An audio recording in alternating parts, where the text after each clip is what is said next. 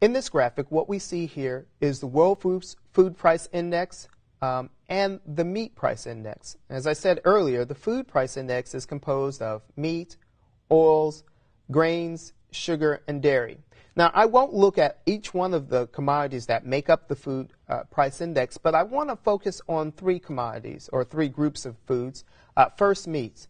We can see that there was a fairly close relationship between those two goods, the food index in general and meat. However, notice that the food index increases more sharply over the last 3 or 4 years. Let's consider commodities that are much more important to individuals in developing countries.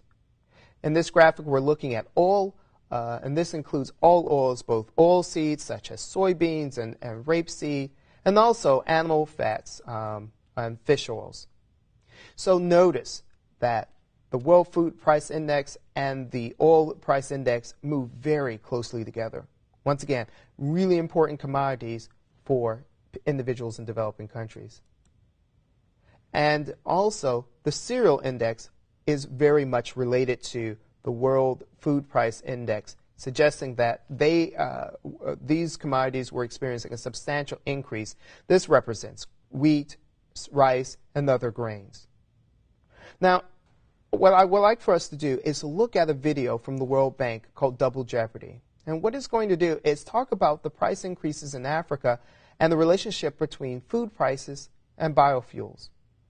Hopefully you'll see in real terms what these price increases mean to these consumers.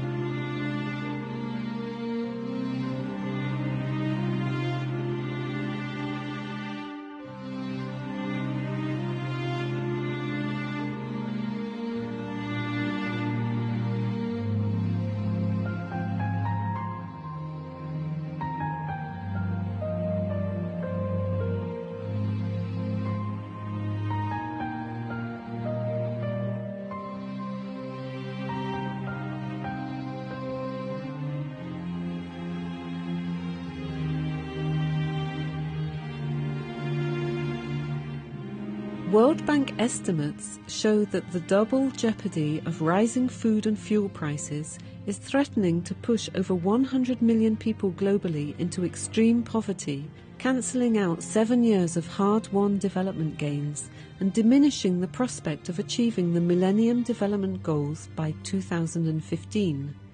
The numbers are stark. In less than 2 years, global prices of rice, wheat, and maize or corn have doubled.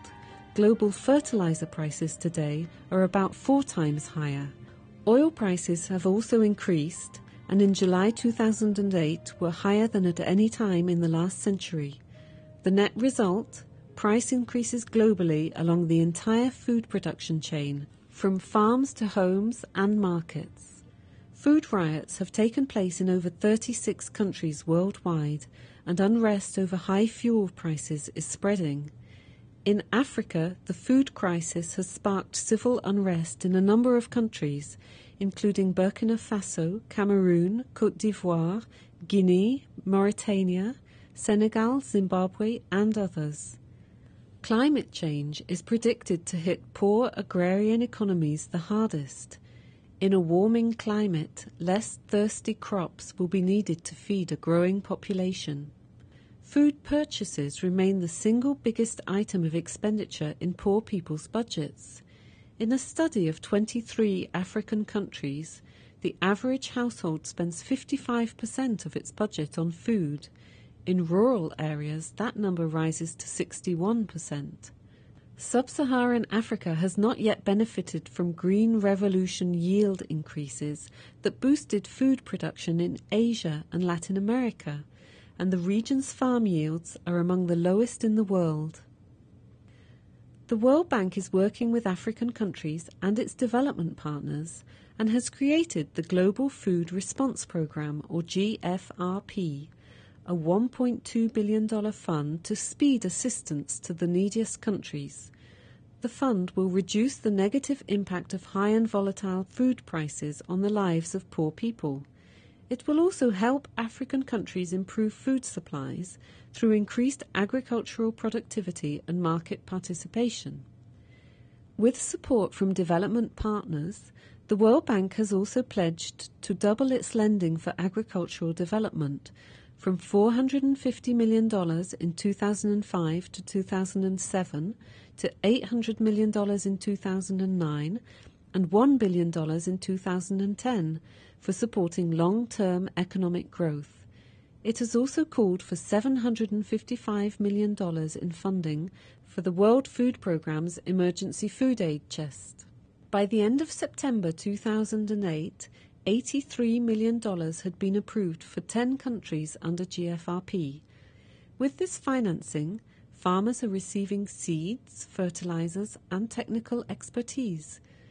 School feeding programs are being launched, and food safety nets targeting vulnerable groups are being created.